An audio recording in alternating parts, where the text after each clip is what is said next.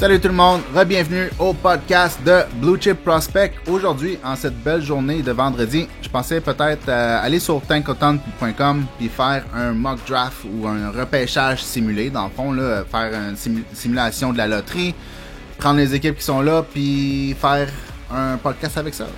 Dans le fond, pour faire ça simple.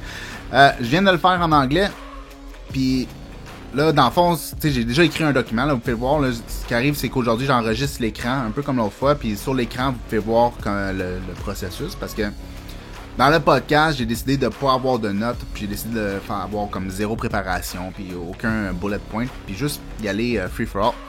Parce que dans le fond, je voulais en faire un podcast, j'avais envie de parler de hockey, puis de draft et ainsi de suite, mais j'avais pas de préparation pour le podcast.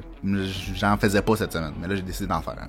Fait qu'il y a pas de préparation, fait que ça va être un petit peu pile-mile, mais c'est comme ça. Fait que là je viens de le faire en anglais, j'avais déjà simulé la loterie.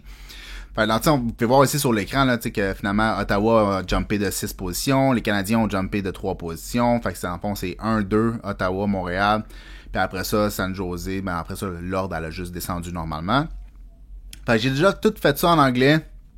Puis j'ai déjà expliqué mon raisonnement, puis c'est ça. Fait que dans le fond, je me suis dit, est-ce que je refais la même chose en français, puis je fais juste repasser exactement la même affaire, ou on fait une nouvelle simulation pour le français, puis je me suis dit que peut-être qu'on est juste mieux de faire une nouvelle simulation. Pourquoi pas, rendu là.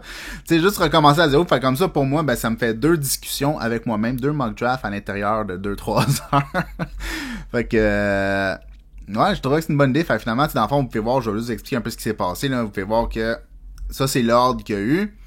Puis ici, ploup, c'est le document avec les choix qu'il y a eu. Donc, Ottawa s'est ramassé avec Celebrini, ce qui me ferait de la peine. Après ça, Montréal, Demidov. Puis après ça, ben San Jose, Levchunov, Chicago, Lindstrom, Anaheim, Parek. Columbus a eu Elenius, Utah, Dickinson, Seattle, Silayev. Calgary, Iginla, New Jersey, Yzerman, Buffalo, Branteg, Nygaard, Philadelphie, Yakemchuk, Minnesota, Bouillum, San Jose, Catton, Detroit, Beckett, Seneca, puis Saint-Louis, Adam Yerichek.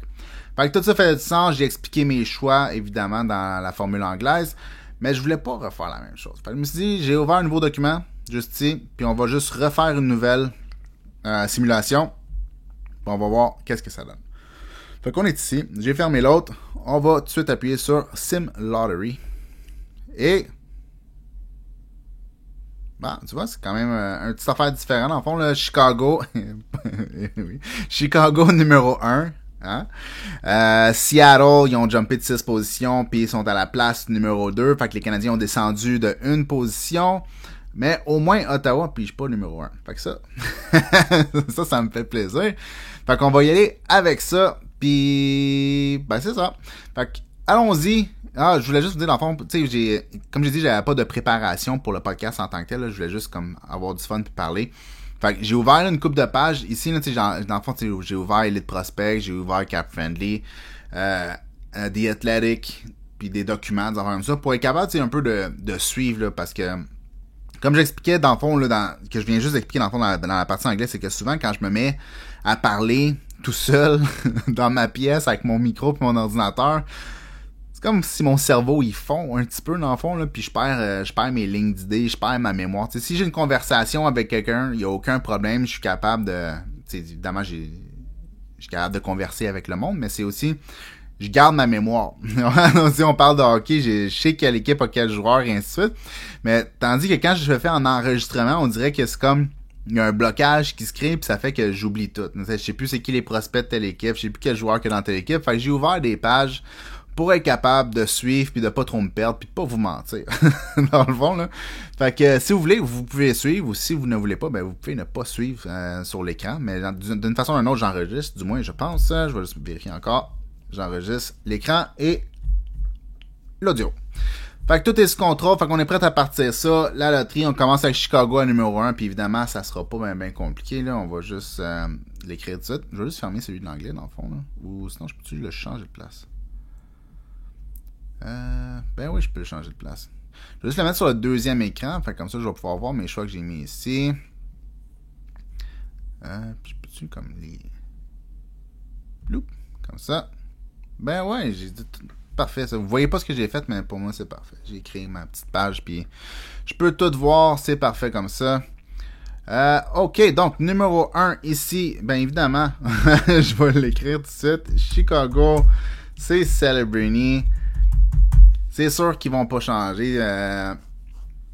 D'une façon, c'est sûr que c'est le meilleur choix pour eux autres parce qu'il n'y a pas de meilleur choix que Celebrini au numéro 1. Sauf qu'en même temps, je suis sûr qu'ils n'auraient pas détesté ça de pouvoir choisir un joueur comme Caden Lindstrom ou choisir un joueur, un défenseur à la Levchunov ou à la Dickinson. Parce que autant qu'ils ont besoin de talent brut, comme n'importe quelle équipe a besoin de talent brut, puis le plus t'en as, le mieux que c'est. Là. Mais en même temps, ils n'ont pas de gros joueurs. La défense, c'est quand même, c'est correct sans plus. Il y a pas une grosse défense sans mettre. C'est sûr, là, dans le fond, ils ont Vlasic puis ils ont Korchinski, mais sinon, en dehors de ça, il n'y a pas une tonne. Là. Si je retourne dans mon document de la semaine passée, puis je clique sur Chicago, juste un instant, puis je m'en vais dans le fond, dans leur prospect à la défense, il y a Sam Rinzel, Ethan the Maestro, puis Wyatt Kaiser. Fait que c'est... Sam Rinzel, je l'aime, mais les deux autres, on s'entend, à la limite, ça va être des troisièmes, dans le fond, des défenseurs de troisième paire. Fait que c'est ça. Fait que probablement que ça aurait été bon qu'ils puissent repêcher un défenseur ou du moins un gros attaquant, mais ça sera pas le cas. Ça va être Adam Celebrini. Macklin Celebrini. Puis je suis sûr qu'ils sont contents que ça, de toute façon. Numéro 2, si on descend ça, c'est Seattle qui fait un gros jump. Puis eux autres, dans le fond, le Seattle, qu'est-ce qu'ils vont choisir? Ben, je sais pas. Juste ouvrir quelque chose ici pour que je puisse voir. Seattle, il y aurait besoin de quoi, eux autres? C'est quoi leur force? On va aller voir, dans le fond, un peu leur équipe. On va aller ici. On va écrire Seattle. Oups. Seattle Kraken. Puis on va aussi ouvrir sur cette page-là ici leur prospect pool. La raison pourquoi j'ai mis The Athletic là, et non mes documents à moi, là, c'est parce que mes documents ils servent à faire des vidéos. Donc je veux pas les révéler tout le temps. Là. Je veux pas révéler mes prospect pools, je veux pas révéler mes rangs parce que c'est toutes des affaires qui vont arriver éventuellement. Donc c'est ça. Je vais juste trouver Seattle là, ici dans cette page-là. Où es-tu? Seattle Kraken. Juste ici. Alright. Fait qu'eux autres, en fond, dans leur prospect pool, là, selon The Athletic, en tout cas, ils ont Shane Wright, Carson Repkoff, Jagger Furcus, David Goyette, Edouard Chala, Riker Evans, qui est quand même très bon, Ty Nelson, Johnny Nyman. Fait que c'est ça. C'est très forward heavy. Dans le fond, il y a beaucoup d'attaquants et moins de défenseurs. Puis au niveau de l'équipe, si on regarde le roster en tant que tel, en dehors de Vince Dunn, pas excellent. Dans le fond, là, pour faire ça simple, là, c'est pas mal Vince Dunn, c'est ça. Fait que, OK, fait que dans le fond, je pense qu'il y a à la base, on prend le meilleur joueur disponible la majorité du temps, mais je pense que c'est quand même important de penser au fait qu'il faut que tu construis une équipe qui fait du sens à un moment donné.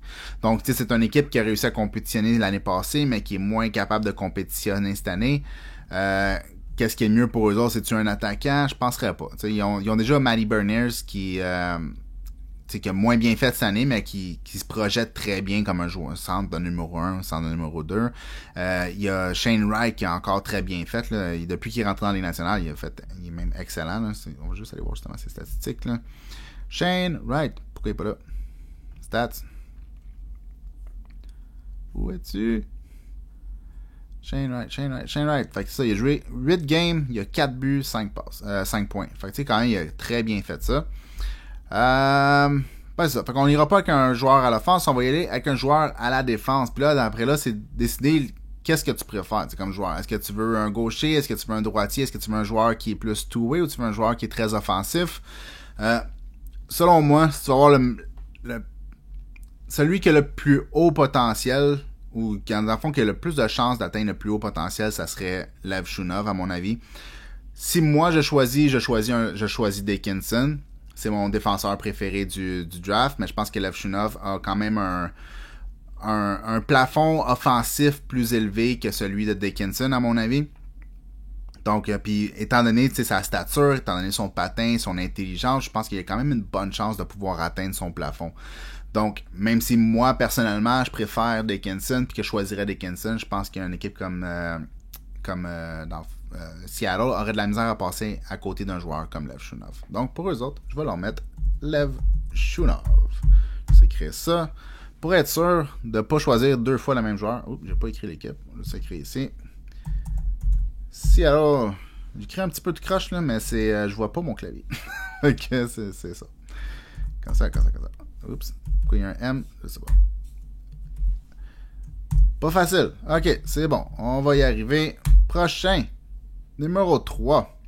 San Jose. Fait que San Jose, ben, eux autres, ils ont besoin de pas mal n'importe quoi, dans le fond. Fait que c'est pas...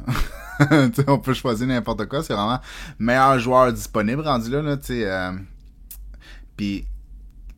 Parce que ce qui arrive, c'est qu'à l'attaque, autant qu'à la défense, ils en ont besoin. Puis si tu veux choisir là, dans le top 3, probablement que choisir un défenseur, c'est pas une mauvaise idée, étant donné qu'ils prennent un peu plus de temps à se développer, un peu plus de temps à atteindre leur potentiel.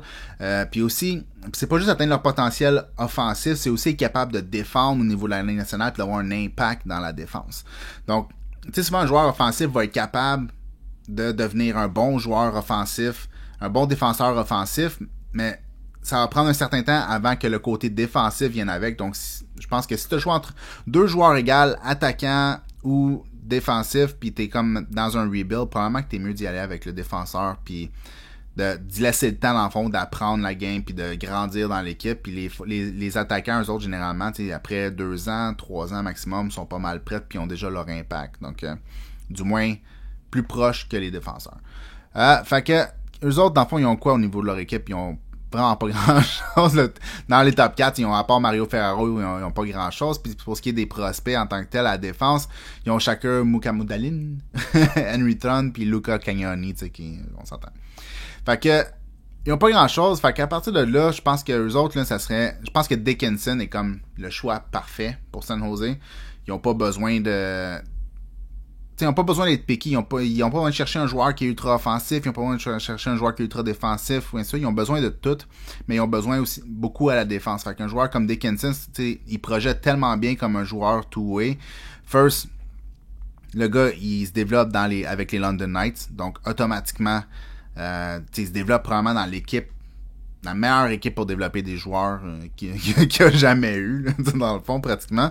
Puis, t'as un gars qui il est très toasé, il a beaucoup d'outils dans le fond, là, il est 6 pieds 3, il patine très très bien, il a un bon il a un long bâton dans le fond, il joue bien offensivement, il a 1 point par match, si je me trompe pas, c'est même pas un peu plus, là, il est où? Ouais, il est ici dans leur liste, fait qu'il a 70 points en 68 matchs. En plus, même pas lui qui a le premier powerplay pis ces affaires-là, fait que c'est ça.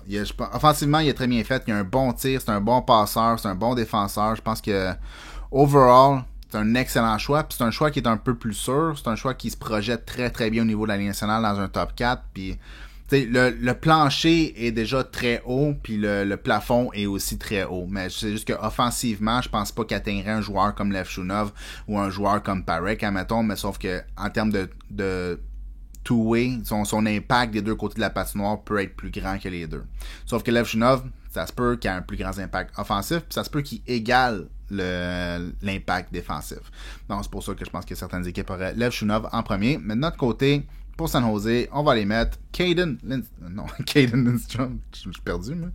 Ce que je viens juste de dire. Dickinson. C'est ça. Fait que ici, San Jose. On met Dickinson. C'est bon. Good. Prochain, numéro 4. Et c'est Anaheim. Puis Anaheim, ben eux autres, ils ont pratiquement fini. Dans le fond, tu sais, de leur côté, là, Anaheim, qu'est-ce qu'ils ont besoin? Tu sais, à l'attaque, ils ont déjà de tout. Okay? Pas au niveau de la Ligue nationale, mais quand même au niveau de la Ligue nationale, ils ont quand même des bons joueurs. Là. Si tu vas dans mon document de la semaine passée, ils ont déjà Leo Carson, ils ont déjà Trevor Zegras, ils ont déjà Troy Terry, Mason McTavish, Alex Killorn. Puis dans les prospects, dans le fond, ils ont Cutter Gauthier, ils ont Nathan Gaucher, ils ont Pastuchov, Majarovic, Carey Terrence. Fait que, ils ont des bons joueurs de profondeur, ils ont des bons joueurs pour le middle 6, puis au niveau de la Ligue nationale, ben, ils ont déjà des joueurs fantastiques comme Mason McTavish puis Leo Carson. Fait qu'ils sont loadés à l'attaque, puis même à la défense, ben je te dirais que le fait qu'ils ont déjà Olin Zellweger, ils ont dans le pipeline, ils ont déjà Tristan Luneau, ils ont Noah Warren, puis au niveau de la Ligue nationale, ben ils ont déjà dans le fond un joueur comme Cam Fowler, mais probablement quand ça va être fini, il sera plus là. Jackson Lacombe, Pavel Mintyukov. Fait que, s'il y avait une place qui aurait besoin d'un joueur, c'est probablement à la défense, à la droite. C'est sûr que là, dans le fond, eux autres, le scénario pas principal, mais le scénario parfait pour eux autres, c'est dans le fond, ce serait d'avoir Lev Shunov. Parce que c'est un joueur qui peut avoir un bon impact défensif, un bon impact offensif, qui a quand même une bonne chance d'atteindre son plafond. Mais en bowling, c'est parce qu'il n'y a pas grand-chose d'autre qu'ils ont besoin. fait que on va leur mettre Parekh. Je pense que ça fait du sens, c'est juste que c'est pas mon choix préféré. Puis c'est drôle parce que ça l'a fini exactement de la même façon dans l'autre podcast, dans le fond, là, où ils ont pigé numéro 5. Ça a fini avec Parekh aussi, dans le fond. Fait que c'est ça. Fait que Parekh, puis en bout de ligne, je disais que c'est pas mon choix préféré de tout le repêchage.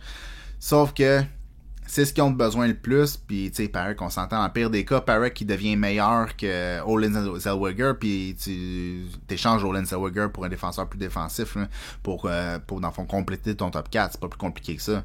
Mais, tu sais, si tu peux miser sur un joueur comme Parekh à numéro 4, puis c'est ça que tu as besoin, un défenseur à la droite. Dans le pire des cas, tu prends celui qui est meilleur, entre Zellweger, puis Mintyukov, puis Parekh, puis celui qui est le moins bon, tu l'échanges pour un qui est plus défensif, puis ton problème est réglé. Là.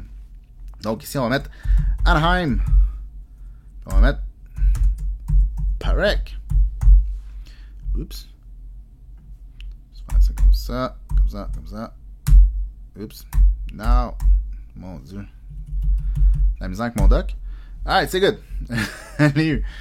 Après ça, après Anaheim, c'est Columbus. Puis un peu comme je parlais la semaine passée dans l'autre podcast, dans le fond, là, Columbus sont déjà loadés à la Ligue nationale, ce qui est quand même spécial parce qu'ils ont fini dans le bas fond de la Ligue nationale. Sauf que, qu'on le veuille ou qu'on le veuille pas, en dehors des blessures, évidemment, c'est sûr, ils ont des joueurs comme Laine qui peut être un joueur qui peut être une star dans le fond, sauf que là, il est out. Puis il va-tu revenir? On sait pas. Mais en bout de ligne, ils ont quand même Adam Fantilli, ils ont quand même Boone Jenner, Johnny Gaudreau, Kirill Marchenko, ils ont Ken Johnson. Fait que à l'attaque, encore une fois, au niveau de la nationale, sont loadés. Puis en termes de prospects, ils ont Dumais, Brindley, Luca Del Belbeluz. Les autres, peut-être un petit peu moins prominents, là, Pinelli puis White, là. Rien, on verra. Fait que je ne sais pas si pour eux autres, dans le fond, la meilleure chose, c'est de prendre un attaquant, malgré que la défense aussi sont loadés, là, quand on y pense, là, avec Werenski, Severson, Provorov, Yerichek, puis dans leur prospect pool, ils ont déjà, dans le fond, Denton, Matejchuk, Kuleman, puis Svozil. Fait que ça se peut très bien qu'eux autres, dans le fond, là, ils pourraient prendre juste n'importe quel joueur. T'sais, dans le fond, le meilleur joueur qu'ils peuvent trouver, qui ont sur leur liste, ça devrait être le joueur qu'ils devraient prendre. Puis je pense que ici, dans le fond, là, si tu peux avoir un 1-2 punch au centre, avec Fantilli sur ta ligne numéro 1, puis avec Lindstrom sur ta ligne numéro 2, ça te fait toute une ligne de centre. Tu sais, quand on y pense, là. Puis tu sais, Lindstrom, il est classé. Par Elite Prospect, il est classé... Ok, il est classé numéro 3. Tu vois, c'est bon. Moi, je l'ai pas aussi haut que ça, mais eux autres, oui. Fait que tant mieux. Fait que ouais, je pense que ça fait extrêmement du sens, parce que, tu sais, dans le fond, étant donné qu'ils sont déjà loadés un peu partout, dans les prospects pools, puis au niveau de la ligne nationale, ça leur donne un 1-2 punch au centre, là, avec Fantilli puis Lindstrom, ça va être excellent. Fait que Columbus. Boop. Lindstrom. Hey, ça serait-tu tout un choix pour eux autres, ça? Bon, avec Yerichek qui s'en vient, plus la ligne qui ont déjà la défense, puis là, ils ont déjà l'attaque. Ils ont déjà Ken Johnson, puis ils ont déjà Fantilli l'année passée, puis là, tu rajoutes Lindstrom par-dessus ça. Écoute, ça serait... ça viendrait... Ça veut pas dire que ça va conclure la reconstruction, dans le fond, mais ça viendrait pas mal fermer la boucle là, pour eux autres. Là, ils seraient pas mal... il y aurait tout ce qu'ils ont besoin, dans le fond. Fait qu'on passe au prochain. Et au numéro 6, c'est les Canadiens de Montréal. Eux autres, dans le fond, évidemment, on sait tous que à la défense, du côté gauche, on n'a pas vraiment de besoin. Ou du moins, on est correct de ce côté-là. Puis à la défense du côté droite, on a Reinbacher, puis on a Mailloux, puis on a Barron. Est-ce que... y en a-tu un là-dedans qui est vraiment une vraie star défensive? Je sais pas, mais l'équipe a pas l'air de vouloir se construire de ce côté-là. Dans le fond, là, d'avoir une star... offensive ou une star numéro 1. On a pas l'air de vouloir être ça, le style de construction du Canadien de Montréal. Fait que eux autres, je pense que de leur côté, ils iront pas avec un défenseur étant donné qu'ils sont déjà quand même assez loadés. Même s'il n'y a pas vraiment un qui se démarque des autres, là, peut-être Lane Hutson, mais Lane Hutson, je serais quand même surpris qu'il soit un défenseur numéro 1. Ça va plus être un joueur de top 4 qui va jouer sur le premier power play, puis qui va récolter une tonne de points de ce côté-là, puis qui sera pas une nuisance dans le fond dans un top 4, mais est-ce que tu peux avoir Lane Hutson qui joue 25 minutes par soir? C'est une autre paire de manches. Fait que c'est ça. Fait que puis après ça, t'as Goulet. Goulet, c'est un très bon un très bon défenseur des deux côtés, sauf qu'en même temps, son impact offensif est moindre, sauf qu'il a joué beaucoup avec Matheson qui faisait tout le travail offensif. Fait que ça... en fond, on sait pas exactement c'est quoi qu'on a. Ryan Backer, moi, je trouve qu'il a été très bon à Laval. Je trouve qu'il a été aussi bon dans la deuxième moitié de sa saison en Suisse. Je trouve qu'il prend des bonnes décisions rapides. Sauf que, est-ce que c'est vraiment un défenseur de première paire? Je sais pas s'il y a l'offense pour ça. Je pense qu'il y a la défense, le patinage, la physicalité pour le faire. Mais c'est-tu idéal? C'est-tu idéal, mettons, une paire Ryan Backer puis Lane Hutson sur ta première paire? Je sais pas. Est-ce que c'est... Je sais pas. Ça va être à suivre. Dans le fond, Ryan Backer, il reste beaucoup à montrer pour montrer dans le fond que c'est un joueur qui va être capable de jouer sur une première paire, puis on l'a choisi numéro 5. Sauf que je pense que ça s'enligne vers ça. J'ai beaucoup aimé, comme je dis, sa deuxième moitié de saison, puis j'ai aimé ce qu'il a fait à Laval. Puis, souvent pour les défenseurs, pour moi, ce qui revient souvent, c'est pas nécessairement le skills en tant que tel. Je sais que Lane Hutson, c'est un joueur qui est ultra talentueux, puis quand je pourrais dire, là, ça se voit que ce joueur-là, il va réussir à créer de l'offense au niveau de la Ligue nationale. Le problème n'est pas là. Pour Ryan Backer, ce style de défenseur-là, c'est plus un peu plus comme Dickinson, si on veut. C'est la façon dont je les évalue, c'est plus avec la rapidité à laquelle ils sont capables de prendre des décisions. Que ce soit défensif, que ce soit offensif, c'est plus dans le fond la rapidité avec laquelle ils sont capables de prendre des décisions. Puis c'est une des forces de Ryan Backer, c'est ça, c'est qu'il prend ses décisions rapidement. Il a déjà regardé la glace, il a déjà scanné ou pre-scanné, comme on dit en anglais dans le fond là, la glace pour savoir où est-ce que la rondelle s'en va avant même qu'il aille récupérer la rondelle. Ou du moment qu'il reçoit une passe, il y a déjà une option A ou une option B pour quoi faire avec. Donc c'est pas quelqu'un qui va se faire enlever la rondelle facilement parce qu'il sait toujours où l'envoyer. Fait que ça se projette bien pour un défenseur au niveau de la Ligue nationale, top 4, peut-être même première ligne. C'est juste que le niveau de talent en tant que tel offensif est quand même relativement limité. Donc, c'est à voir qu'est-ce que ça va donner. Je sais pas pourquoi j'ai envie de décrire Ryan Backer tant que ça. Dans le fond, là, c'est pas le but du podcast du tout. Fait que je pense qu'on oublie la défense. Tout ça pour dire finalement qu'ils feront pas un défenseur. À moins qu'il y ait un défenseur comme Lev Shunov, peut-être qui dans le fond, qui tombe dans leurs mains. Si Lev Shunov tombe dans leurs mains, ça se peut qu'ils le prennent, parce que le potentiel est juste plus haut que pas mal n'importe quel de nos défenseurs. Mais s'il n'y a pas de ça qui tombe dans leurs mains, je penserais pas qu'ils vont se lancer sur un Parek, ou qu'ils vont se lancer sur un Dickinson à gauche, ou un Bouillum, ou une affaire comme ça. Je serais quand même surpris étant donné le pipeline qu'on a déjà à la défense. Fait on va y aller du côté offense. C'est beaucoup de... c'est beaucoup de mots juste pour arriver au fait qu'on va choisir un attaquant. Puis là, au numéro 6, dans le fond, on a déjà choisi qui? On a choisi Celebrini, Lev Shunov, Dickinson, Parek, puis Lindstrom. Fait que là, dans le fond, il en reste pas mal. Puis là, c'est qui, dans le fond, le meilleur joueur pour eux autres? C'est qui ont le plus de besoin? C'est sûr que ça sera pas Cole Eiserman, même si c'est un joueur qui devrait être dans, selon moi, qui appartient au top 6, top 7, une affaire comme ça. Même chose pour Trevor Connolly. Je suis sûr qu'ils vont pas repêcher Trevor Connolly.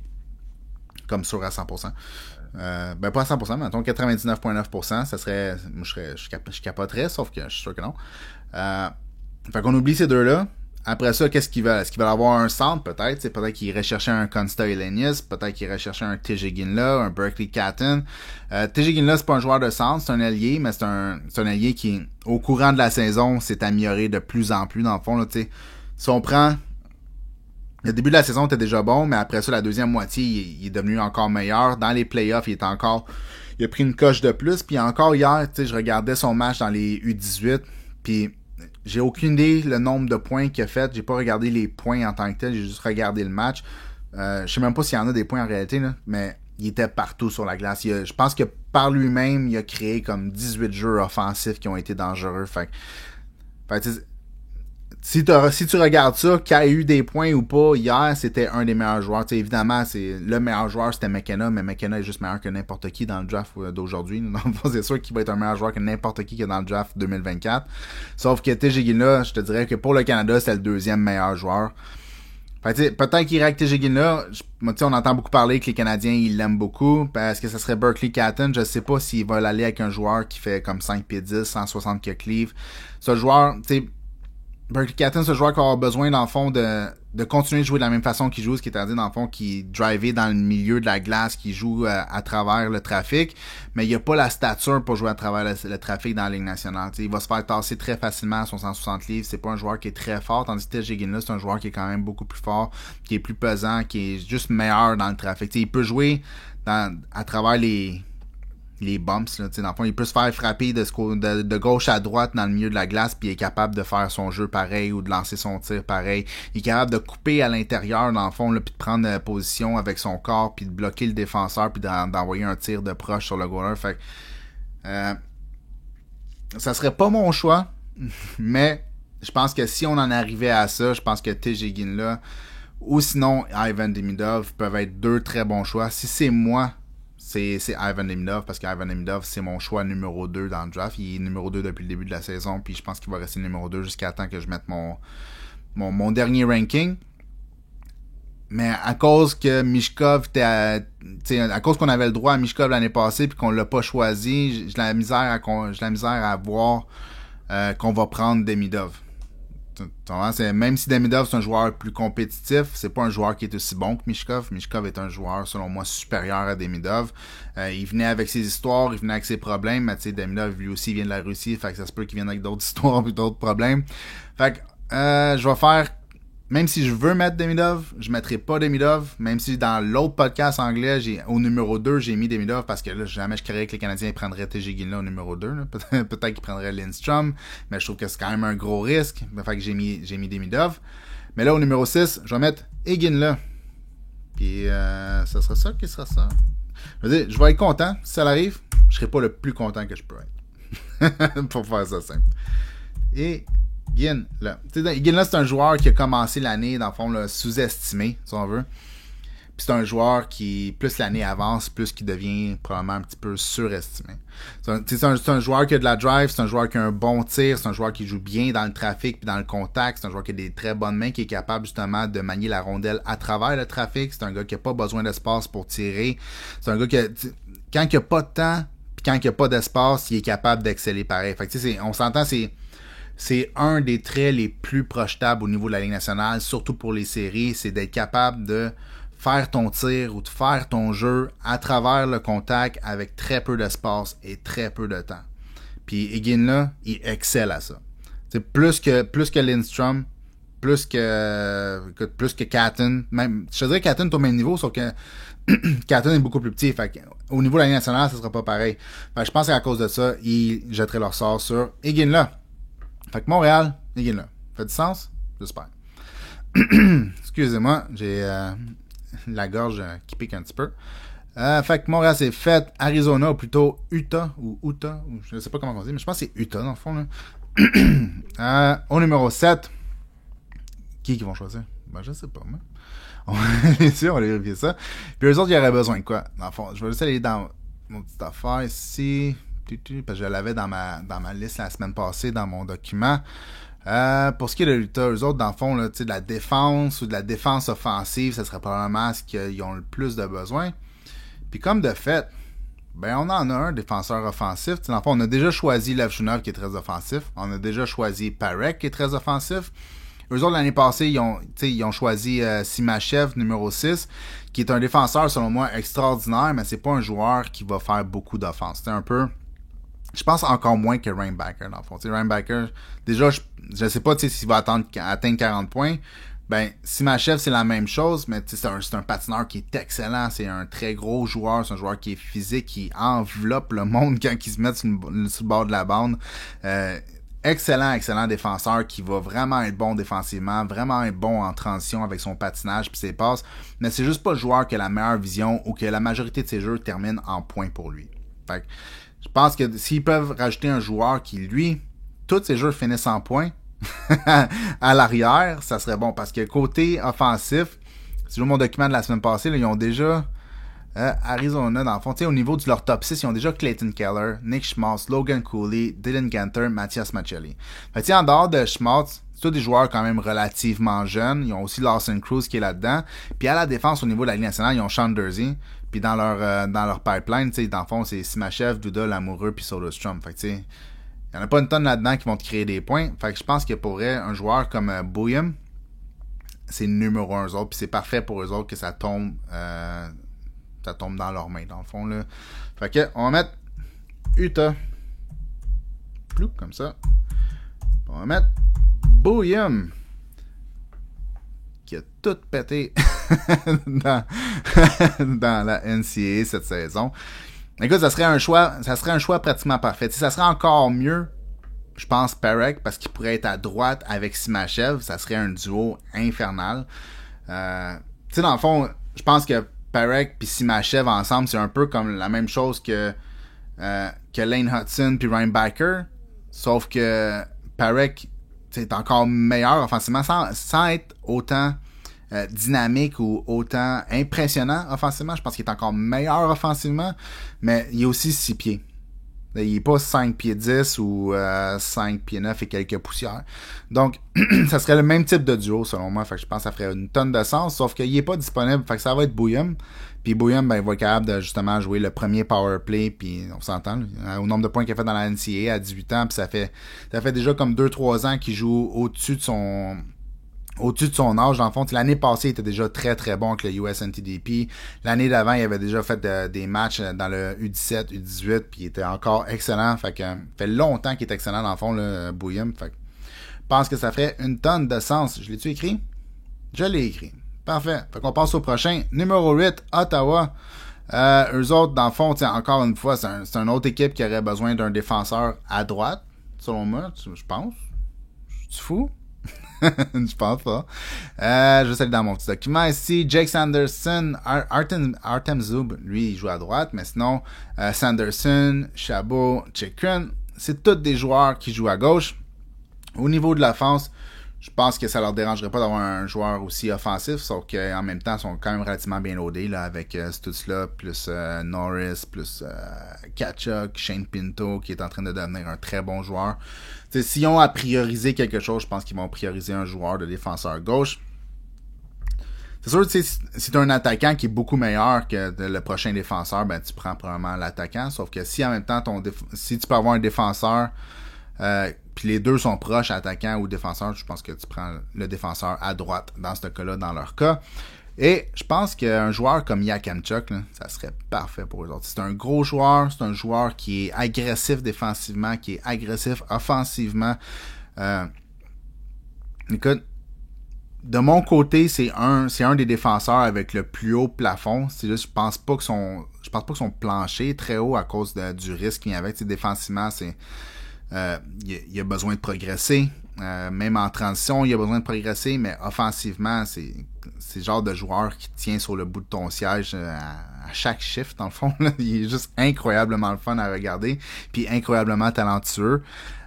Si on dit que Lane Hudson est excellent avec ses mains, puis pour créer, dans le fond, des ouvertures, Yakemchuk, c'est la même chose. Il est pas un aussi agile patineur là, ou léger sur ses patins, là, loin de là, sauf qu'avec ses mains, je pense que ses mains sont probablement encore meilleures que Lane Hudson. Là. Il est juste incroyablement bon, puis son tir, c'est un boulet de canon. Fait que, écoute, ça serait tout un choix. Je sais que c'est pas tout le monde qui l'a haut comme ça. Si je m'en vais ici là, à Elite Prospect, là, je pense que les autres, ils l'ont comme... Ça, ils l'ont au numéro 18, dans le fond. Là. Puis là, je le mettrais à numéro 8. Fait que c'est 10 rangs avant ce que Elite Prospect... pas projette, mais selon leur sélection eux autres. Mais je pense que ça fit Ottawa. Mais c'est parce que ce qui arrive, c'est parce que sinon, leur choix... tu sais, ils pourraient choisir un Berkeley Catton. Ils pourraient choisir... ils iront pas avec Silaev, on s'entend. Ils n'ont pas besoin d'un autre défenseur à gauche. Ils pourraient prendre un Cole Iserman. Ils pourraient prendre un Consta Elenius, un Trevor Connolly, Liam Greentree. C'est tous des joueurs qui sont possibles. Mais, tu sais, moi, à mon avis, je pense que Trevor Connolly, c'est un joueur qui est quand même un tier au-dessus de Yakemchuk puis de la majorité des autres joueurs. Sauf que à cause des problèmes puis des histoires qui sont venues avec, dépendant de ce qui est vrai, ce qui est pas vrai, puis de l'investigation que les autres qui ont faite. Est-ce qu'ils vont prendre Connolly? Je sais pas. Est-ce que c'est un joueur qu'il faut choisir dans le top 10, même s'il devrait être pris dans le top 10? Je serais quand même très surpris. Fait que on va leur donner le next best. Puis le next best, ben c'est Carter Yakemchuk, à mon avis, qui est vraiment, vraiment excellent offensivement, puis qui a un potentiel défensif aussi, puis qui joue avec beaucoup de physicalité, qui est très agressif sur la rondelle. Donc, ça serait parfait. Puis ça vient régler un problème pour eux autres en plus. Ça leur donne un joueur à droite dans le futur. Fait qu'on va écrire ici Ottawa. Boom. Yakemchuk. Puis quand Montréal va jouer contre Ottawa, ben ils seront pas contents. Parce que Yakemchuk, c'est une brute. Alright. Numéro 9. On s'en va au prochain. Numéro 9 ici, Calgary. Puis ils viennent juste de manquer sur leur Higgin là parce qu'on l'a choisi au numéro 6. Alors là, je savais pas ça, mais je l'ai appris ça hier en écoutant le U18, justement. Là, puis Higgin là, dans le fond, son équipe préférée, c'est les Oilers. C'est-tu ironique? Je sais un peu, son père, c'est un Hall of Famer qui a joué pour Calgary, tu sais, dans le fond, presque ça de sa carrière. Là. Puis, mais son équipe préférée, c'est le plus gros rival de cette équipe-là. Que j'ai trouvé ça incroyablement drôle, mais... Anyways, c'est juste une petite parenthèse que j'ai bien aimé hier en écoutant le match. Fait que c'est ça. Calgary, eux autres, ils vont faire quoi? Ont-ils besoin de quelque chose en particulier? Je penserais pas. T'sais, la défense, l'offense, je pense qu'il y aurait besoin un petit peu d'aide des deux côtés. Fait qu'eux autres, vraiment, juste choisir le meilleur joueur possible, dans le fond, le best available. Fait qu'on va retourner ici. Puis là, dans le fond, là-dedans, c'est qui que j'ai pas choisi? Ça serait le fun si je pouvais faire des petits crochets à côté. Puis ça, mettons, comme les surlignés. Tu sais, attends, je fais ça. Yeah. Puis là, Demidov, ah ben non, ça marche pas. Non, ok, je peux pas le faire. Pour une raison ou une autre. Fait que dans le fond, on a choisi Celebrity, Levchinov, Dickinson, Parek, Lindstrom, Iginla, Bouillum, Yakemchuk. Fait qu'il reste dans le fond pas mal de choix côté attaquant. Il y en a juste 3 qui ont été choisis, si je comprends bien. Ouais. Donc, puis là, on parlait de... On parlait de qui? On vient de faire Calgary. Okay. Mon Dieu, je suis perdu des fois. Ouais, fait que Calgary pourrait y aller avec Berkeley Catton. Il pourrait y aller avec Silayev. Il pourrait y aller avec Cole Eiserman. Il pourrait y aller avec Konstantinis. Puis l'année passée, ils ont fait quoi? Ils se sont lancés sur un gros joueur là, avec qui joue à Vancouver. Je ne sais plus quoi son nom. Samuel Honzek. Ouais, c'est l'année passée, ils ont pris Samuel Honzek. Fait qu'ils n'ont pas nécessairement besoin d'aller chercher un autre gros joueur. Ils ont aussi Matt Coronato. Je vais juste ouvrir la page ici de The Athletic pour aller voir un peu c'est quoi leur prospect pool là, qui m'échappe un petit peu. Fait Calgary, trouvons ça. Calgary, Chicago, Nashville, Seymour, Arizona, Montréal, Minnesota, Kraken, Caroline, Saint-Louis, Calgary. Bloup. Donc, Matt Coronato, Connor Zary, Samuel Honzek, Dustin Wolf, Hunter Brustevix, Jacob Pelletier, Jérémy Poirier, Étienne Morin, Adar Suniev. Ouais, ben. Tu sais, en fond, quand on regarde ça comme ça,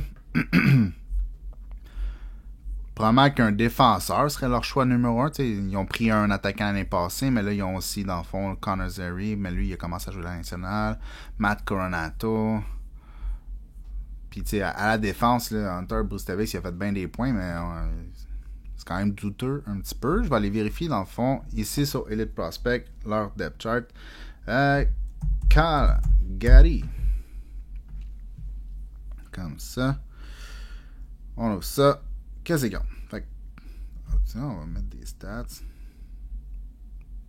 Boom. Alright. Puis là, on va commencer avec les défenseurs. Fait que si on check les défenseurs, dans le fond. Ceux qui ont été productifs, évidemment, Mackenzie Weegar, Rasmus Anderson, j'adore ce défenseur-là. Noah Neffen, il est plus là, il est parti. Oliver Shillington. Dans le fond, au niveau de la Ligue nationale, ça fait quand même un petit peu dur. Pas tant que ça, mais un petit peu. Puis après ça, au niveau des attaquants, si on regarde ça ici, Nazem Kadri, Sharangovic qui a été super bon, Coleman, Huberdeau qui a eu une bien meilleure deuxième moitié de saison que la première moitié de saison, Mange du pain, qui est moyen, pas à peu près. Connor Zary, qui avait quand même bien fait. Lindholm est plus là. Kuzmenko. Presque un point par match pour Kuzmenko. Ok. Fait que quand je regarde ça, je me dis qu'ils peuvent prendre n'importe quoi. Ça n'a pas vraiment d'importance défenseur ou attaquant. Donc le meilleur joueur pour eux autres, étant donné qu'ils ont déjà Matt Coronato qui est un score de but, je ne mettrais pas comme Cole Eiserman tout de suite pour eux autres. Peut-être que je leur donnerais dans le fond Consta Helenius parce que c'est un centre. C'est un centre naturel.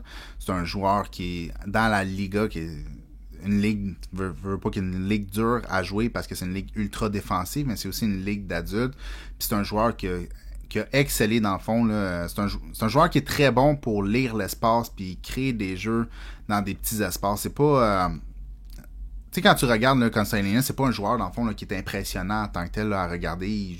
C'est pas un gars qui manie la rondelle là, comme Connolly ou comme Berkeley Catton ou comme Tejigin là. C'est vraiment plus un joueur, dans le fond, de cerveau. Dans le fond, un joueur intelligent, un joueur de hockey sense, un joueur qui est capable de créer avec sa vision plus qu'avec ses skills en tant que tel. Mais n'empêche que 36 points en 51 matchs. C'est quand même excellent. C'est pas le plus gros des joueurs, c'est pas le plus impressionnant des joueurs, sauf que je pense qu'il est rendu là, on est rendu à quelle position? On est rendu à la position numéro 9. Consta Helenius, il fit très très bien là-dedans, puis ça leur donne un centre qui est capable de bien jouer défensivement, qui joue très très bien offensivement, qui est dans le top 15 de l'histoire de la Liga en termes de producteurs à son âge. Donc, ouais, c'est ça. Calgary. Calgary. Calgary. Helenius. Comme ça. Ben, tu sais, c'est sûr qu'on aurait pu mettre un joueur comme Eiserman ou une affaire comme ça, mais tu sais, ayant des joueurs comme Coronato qui sont des marqueurs, ils ont-ils vraiment besoin d'un autre joueur comme ça? Je sais pas. Je pense pas. Fait que Helenius, ça leur donne un gars justement qui est plus orienté two-way, qui est un très bon playmaker, qui est un fabricant de jeu vraiment bon, puis qui joue un style de pro, pas qui joue un style de junior. Je sais pas si vous me suivez, là, mais c'est ça qui est ça. Fait que Calgary, Helenius. Après ça, on a New Jersey. Ça, je suis toujours impressionné qu'ils sont dans le top 10. Qui vont repêcher dans le top 10, puis ils ont une équipe de même. C'est assez incroyable leur équipe. Là. Tantôt, je checkais ça quand je faisais la version anglaise. Hein. On va ouvrir ça. Là. Pack. New Jersey Devils.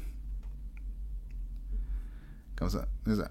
À la défense, ils ont Dougie Hamilton, qui était blessé, évidemment. Là, mais ils ont quand même Dougie Hamilton, Luke Hughes, John Marino, Simon Nemec puis Siegenthaler, qui sont pas mal tous des joueurs, on pourrait dire top 4. Puis sinon, à l'offense, là, à l'attaque, ils ont Jesper Bratt, ils ont Nico Hischier, ils ont Alexander Holtz qui s'en vient, ils ont Jack Hughes qui est une superstar, ils ont Timo Meier, ils ont Dawson Mercer.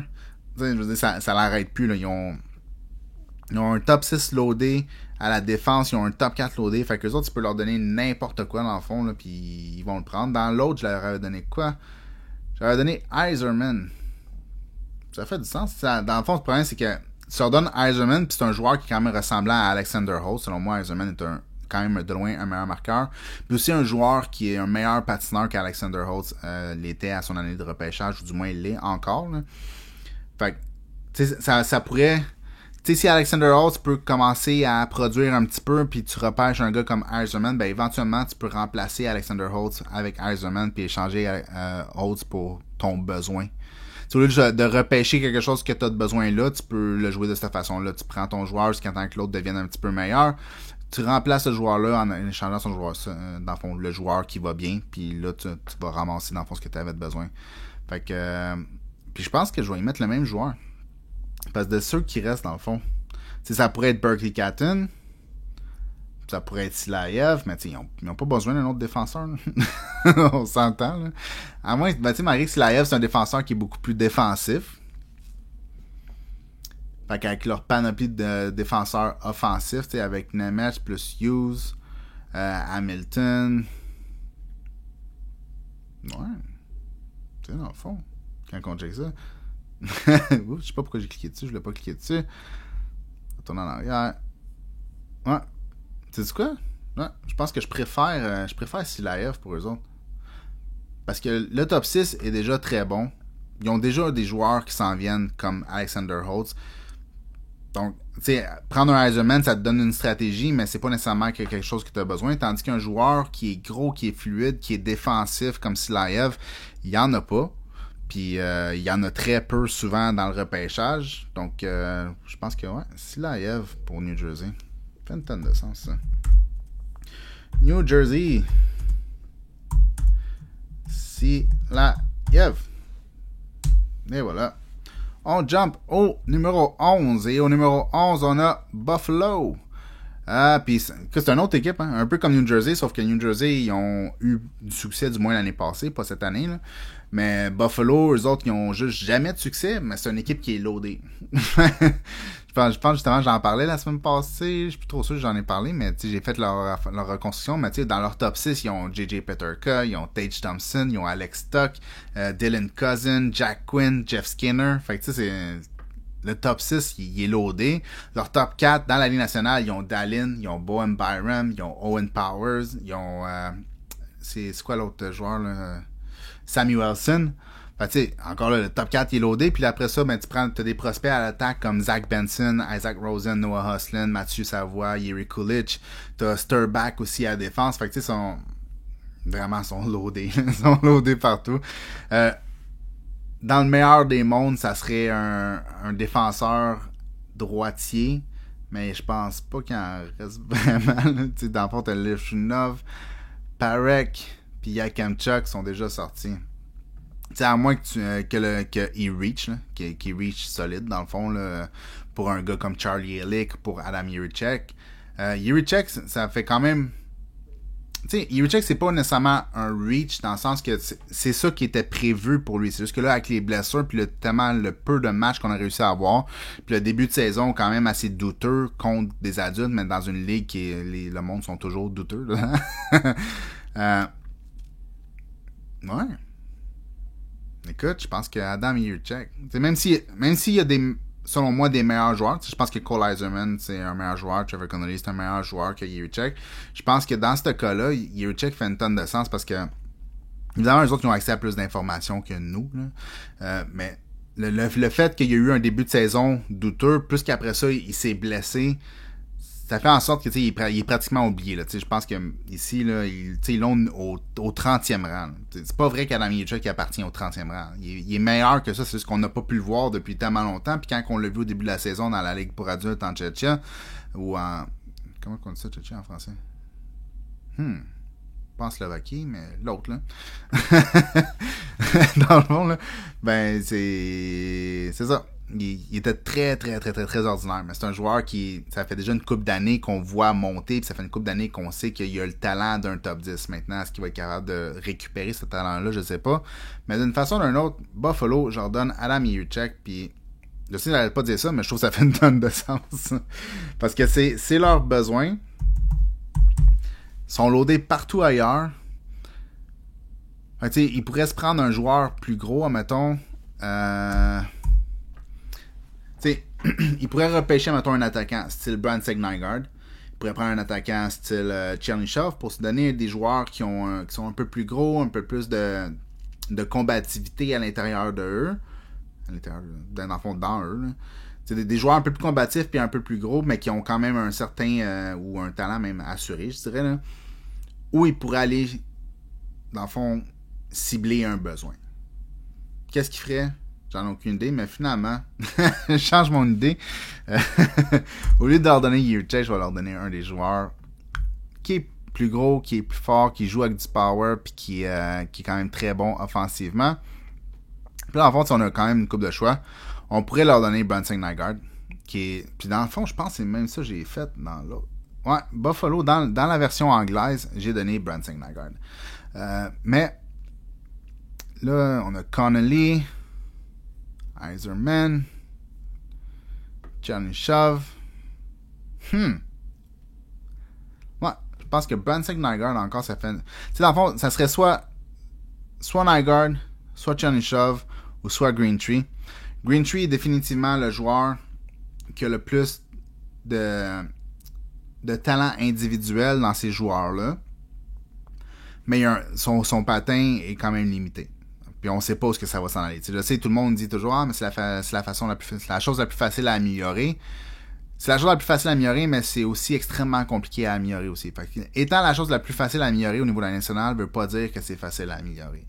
Donc, moi, quand j'ai fait mon vidéo sur Liam Greentree, j'y ai donné un 6, je pense, qui dans le fond, la moyenne de la Ligue nationale, c'est ce que je m'attends à ce qu'il devienne éventuellement.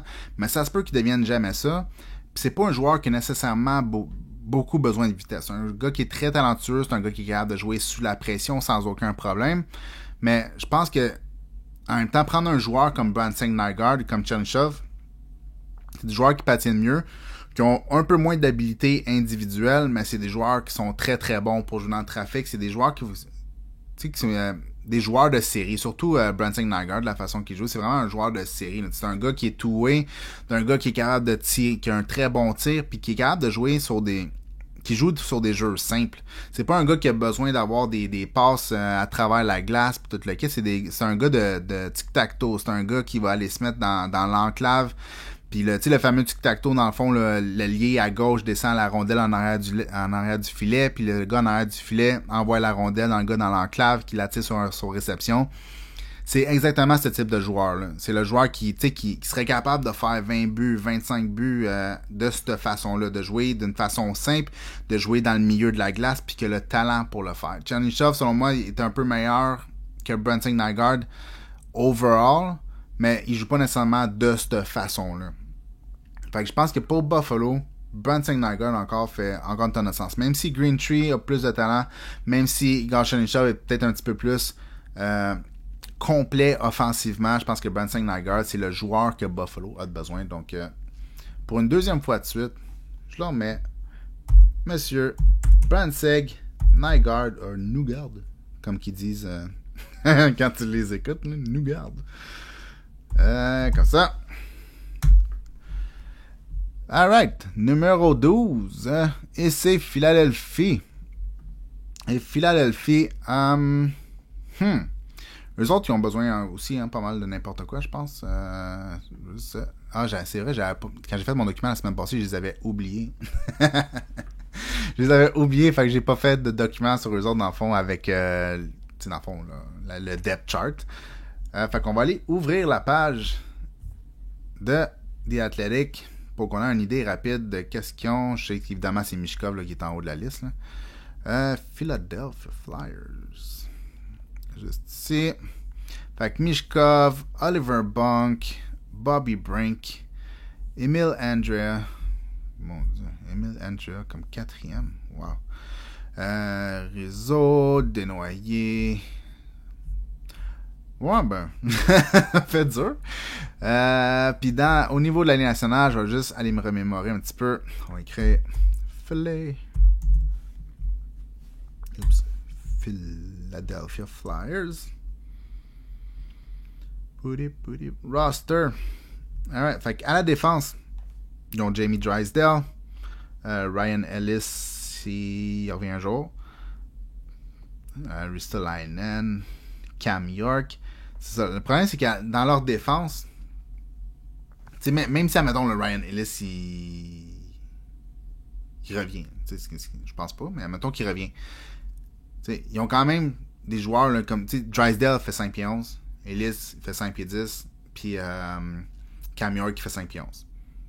Mais c'est pas une grosse défense. Il y aurait probablement besoin d'un gros défenseur, mais je pense qu'il en reste pas.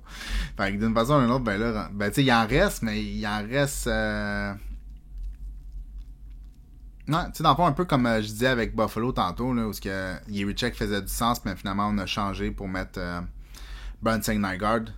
Je pense que pour eux autres, je pense que Jiricek fait une tonne de sens pour eux autres parce que ils ont une superstar offensive qui s'en vient. Ils ont besoin d'un peu de tout.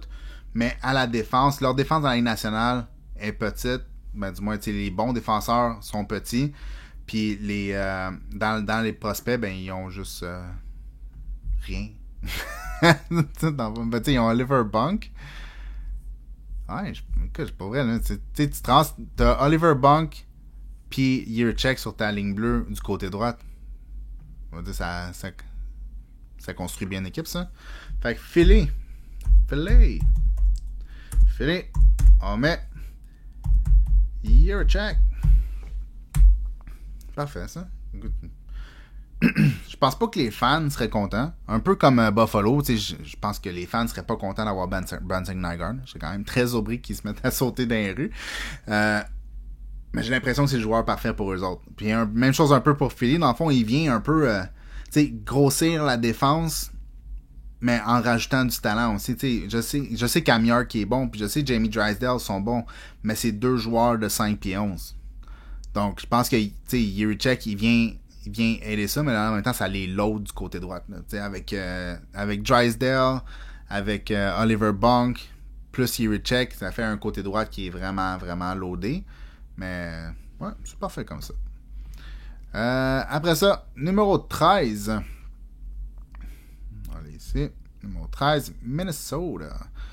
Puis Minnesota, dans l'autre, je leur avais donné Bouillum. Il avait descendu jusque-là.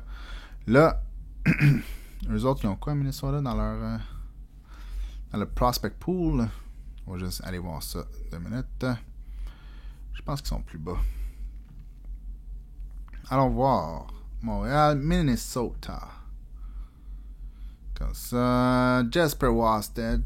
Danila Yurov. Il a tellement été bon cette année, Danila Yurov, ça n'a aucun sens. Personne qui a vu ça venir. Mon Dieu, j'ai de la misère. Riley High qui était excellent aussi. Kusnadinov. Stramel. Wash. Damon Hunt. Minnesota. Ouais. Définitivement, je pense que. Ouais, ça qui arrive, c'est que dans le fond, Minnesota, définitivement, je pense qu'il y aurait besoin d'un défenseur. Parce qu'au niveau de la Ligue nationale, ils ont quand même Brock. Non, pas Brock. C'est quoi son nom? On va aller voir ça. Comme je disais au début du podcast, là, je te dis, quand je me mets à enregistrer devant un micro et que je parle avec juste moi-même, là, j'oublie tout. Ouais, Brock Faber. Fait, évidemment, ils ont Brock Faber puis ils ont aussi Jared Spurgeon qui est quand même très très bon. Mais dans le pipeline, ils ont rien. Dans le fond, pour faire ça simple, tout est à l'offense. Fait que je pense que un défenseur, ce serait bon, sauf que là, on est rendu à un point où le meilleur défenseur que tu peux aller chercher, je suis sûr qu'on les a tous pris, là, Lev Shunov, Dickinson, Parek. Après ça, Bouillum, Yakemchuk, Silayev, Yerichek. On est rendu à 7. Ouais. Puis on regarde ici. 2.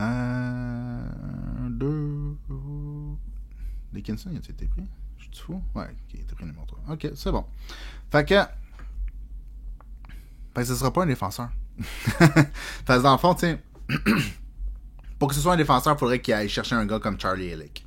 Mais Charlie Elick, comparativement à Adam Yerichek, tu sais ce que tu vas avoir parce que il joue d'une façon constante. C'est un très bon patineur, c'est un gros joueur, c'est un joueur qui est physique. Même encore hier, dans la game des U18 du Canada, il frappait tout. Il n'a pas tout, mais il frappait chaque occasion qu'il y avait, puis même des fois, il cherchait l'occasion pour frapper. Puis c'est le type de joueur qu'il a, mais sinon, comme je disais, c'est un très bon patineur qui est gros, c'est un gars qui est capable de relancer la rondelle avec son patin, avec ses passes, mais c'est pas un gars qui est talentueux, c'est pas un gars que ses jeux finissent en points pour lui. T'sais, on peut pas s'attendre à ce qu'il devienne un joueur là, de 35, 40, 45 points à la défense. Je serais quand même surpris. C'est un défenseur droite, puis je pense, si je me trompe pas, c'est un des plus jeunes dans le draft, là. À moins que je sois rendu fou. Non, c'est ça, je suis fou. Janvier. Fait que non. Je me mélange avec un autre joueur, mais n'empêche, ça serait un peu trop un reach, dans le fond, là, pour Minnesota d'aller chercher Charlie Elick, à mon avis. Fait que rendu là, tu vas chercher un attaquant, puis tu vis avec les conséquences de pas... Ben, c'est pas vraiment des conséquences, mais tu vis avec le fait que tu peux pas faire du team building dans ton draft cette année. Fait qu'à partir de là, c'est qui les meilleurs joueurs disponibles? Puis là, je pense que Cole Iserman, ça serait parfait. Ou Berkeley Catton, ça serait parfait aussi. À moins Catton, j'ai-tu mis? Non, Catton, je l'ai pas mis encore. Fait que c'est ça. Cole Eiserman ou Catton, ça semble parfait, mais étant donné que Minnesota, ils ont déjà un joueur comme Marco Rossi, qui est un plus petit joueur, qui est quand même relativement jeune. Rendu là, tu prends Cole Eiserman, puis t'espères qu'il explose. C'est un gars qui est pesant, c'est un gars qui est quand même gros pour un gars de 6 pieds. Il patine bien, il a un tir incroyable, il n'y a aucune rondelle qui est pas capable de faire quelque chose de ultra dangereux avec. Fait que c'est ça. Cole Eiserman. Oups. On va écrire Minnesota. Il y a un S, hein? Minnesota. Eiserman. Comme ça. On y arrive. Après ça, Pittsburgh, ben dans le fond, c'est San Jose, à moins qu'il tombe dans le top 10. J'avais vérifié tantôt c'est quoi la condition. Fait que il est juste dans le fond top 10 protected. Fait que à 14, ça va être San Jose. Si ça tombe dans le top 10, ça va être les Penguins. Mais d'une façon ou d'une autre, on va regarder comme c'est San Jose. Puis San Jose, ben eux autres, comme n'importe quoi, ils ont besoin de n'importe quoi. Mais rendu là, ça fait pas de sens de ne pas prendre Berkeley Catton. Il est beaucoup trop bon pour continuer à descendre, selon moi. Le joueur, il doit à un moment donné être choisi. Puis c'est ça, Berkeley Catton. Fait que c'est assez simple, dans le fond, là, pour San Jose. Puis ça a été la même chose dans la version anglaise. Il avait descendu jusque-là, puis ça va être lui encore. Parce qu'il y a un point dans le fond où ce que le joueur étant plus petit puis étant moins fort, que c'est sûr qu'il va descendre dans le draft. Je serais quand même surpris là, que Catton il soit pris mettons, dans les 8 premiers. Mettons. Après ça, je pense que c'est un petit peu plus free for all, mais dans les 8 premiers, je serais quand même surpris malgré la production, malgré le fait que chacun de ses attributs, chacun de ses outils sont au-dessus de la moyenne ou sont même élite ou pas élite, mais mettons high-end. Fait que mais malgré tout, on sait avec Zach Benson l'année passée, il est tombé à 13 ou 14, un affaire comme ça, à Buffalo. Puis c'est un joueur qui était, je sais pas s'il était aussi bon en réalité, certainement pas aussi bon patineur, mais offensivement, je pense qu'il était aussi bon. Puis il travaillait plus fort en plus. C'est quelqu'un qui se projetait vraiment vraiment bien au niveau de la nationale, même s'il était petit puis qu'il patinait pas super bien. Catton, lui, dans le fond, il est petit, mais il patine très bien, mais il travaille pas nécessairement de la même façon que Zach Benson. Zach Benson, c'est un gars qui est juste c'est un travailleur élite, dans le fond, là, en termes de combativité comme joueur. Mais rendu à 14, Catton, il y a tellement d'outils, il est tellement bon, la production est tellement bonne que t'as plus le choix de le prendre. Ça fait un peu, c'est comme quand la Caroline ont choisi Jarvis, là. Tu sais, Jarvis, il a été choisi à quel rang? On va aller voir ça tout de suite. 7. Jarvis. Je pense que c'est 12, 13, 14, un affaire comme ça, là. Il a été choisi numéro 13. Fait que ça fait une tonne de sens, là. Parce que même lui, c'est un joueur de 100 points, si je me trompe pas, dans son année de repêchage, là. Il a été choisi en 2020. En 2020, 98 points à 58 matchs avec 42 buts. Puis c'est un joueur qui jouait quand même, qui était capable de jouer dans le trafic, pareil comme Catton, mais il était probablement un peu plus fort. Il n'y a pas de problème à jouer dans le milieu de la glace. Fait que si lui est descendu à 13, je m'attends à ce que Catton descende aussi. Tant aussi longtemps qu'il va y avoir des joueurs qui sont presque autant talentueux, mais qui sont un peu plus gros ou un peu plus forts. Ainsi va la vie quand tu fais 5 pieds 10. Mais n'empêche, San Jose, c'est une belle place pour aller habiter, puis il va avoir une belle carrière au numéro 14. Alright. On passe au prochain. Numéro 15, Détroit. Je sais pas si je fais la même joke que j'ai faite dans la version anglaise, hein, mais dans le choix le plus plate qui existe, ben c'est ça qu'ils vont prendre. Mais c'est pas vrai, parce qu'ils sont en train de faire une bonne équipe. C'est juste une petite joke. Là, je vais aller voir leur pool de prospects. Leur bassin de prospects.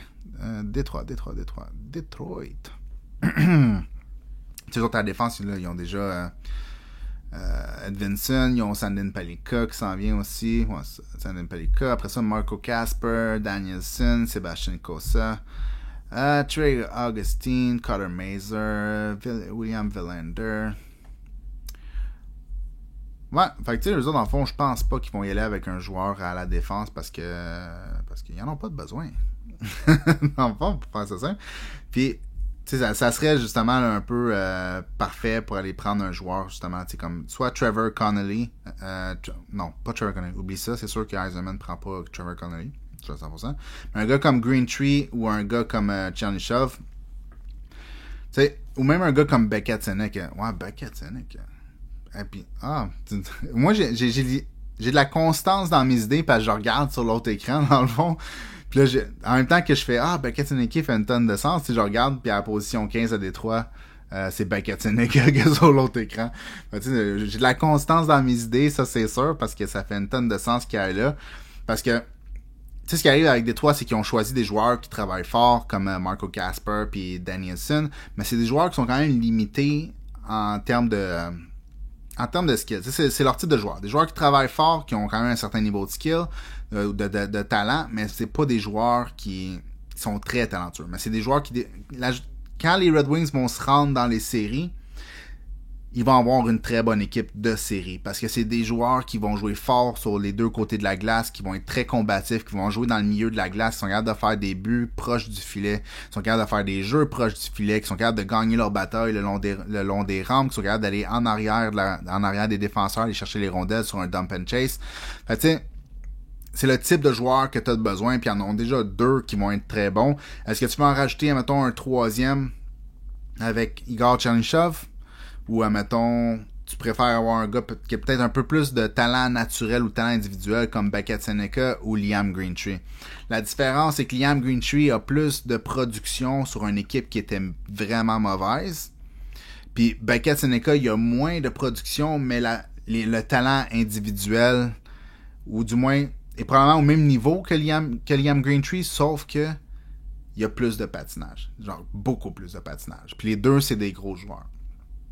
Fait que lequel des deux, j'imagine que ça doit être pour ça. Tantôt, je me suis dit que je suis tombé sur Beckett Seneca, c'est parce que même si Igor Chernyshov fait une tonne de sens, je trouve qu'ils ont déjà deux joueurs qui ont pas mal ce profil-là. Puis là, dans le fond, tu veux deux joueurs avec un peu plus de talent avec Liam Greentree ou Beckett Seneca. Mais là, si tu prends Greentree, tu prends Seneca, mettons que les deux, en termes de talent individuel, sont quand même relativement égales. Du moins, à mon avis, c'est de même que c'est de ça que ça a l'air, là. Beckett Seneca, il y a plus de patins. Fait que j'ai pas que Seneca encore. Ça faisait du sens tantôt. Ça fait encore du sens là. Fait que Détroit. Beckett Seneca. Et voilà. Et pour le dernier, et non le moindre, Saint-Louis, qui sont quand même bons, puis qui ont quand même un bon pool. Les autres, ils ont Snuggerud encore, ils ont celui qui ont pris l'année passée, Dvorsky. Allons-y ici. Saint-Louis, on va trouver Saint-Louis.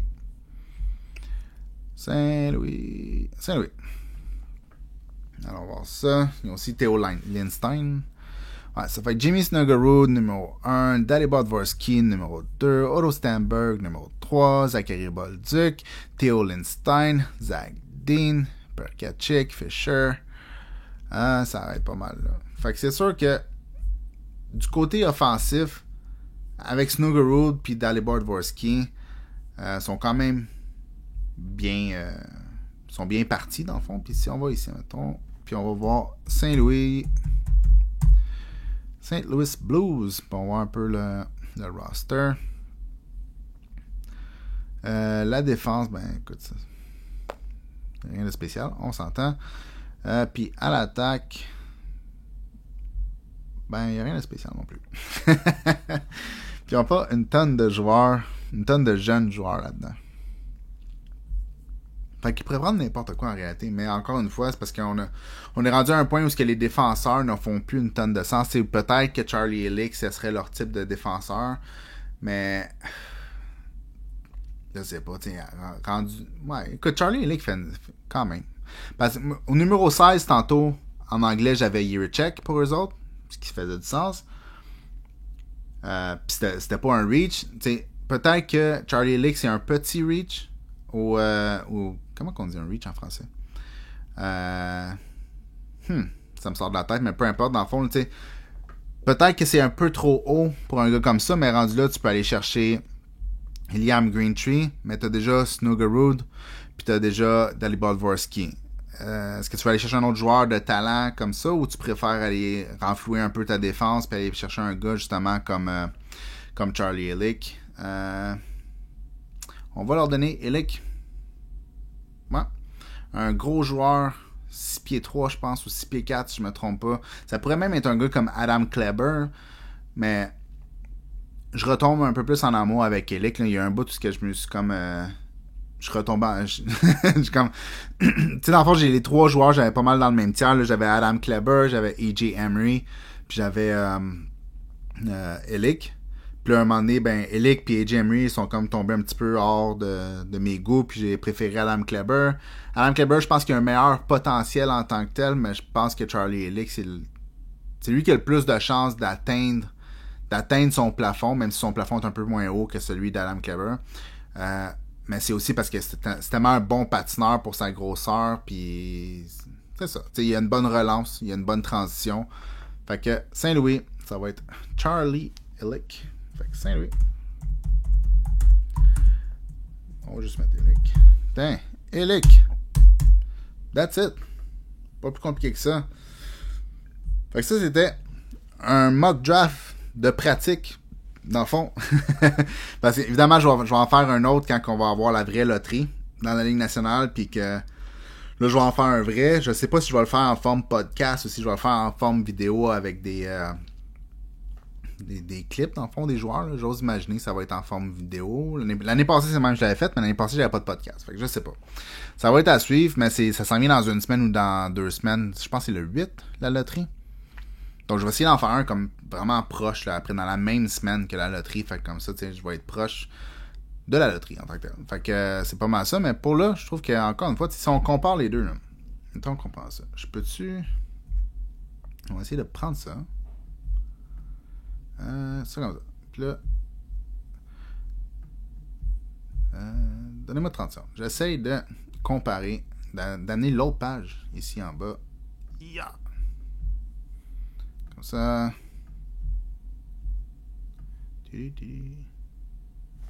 Ah.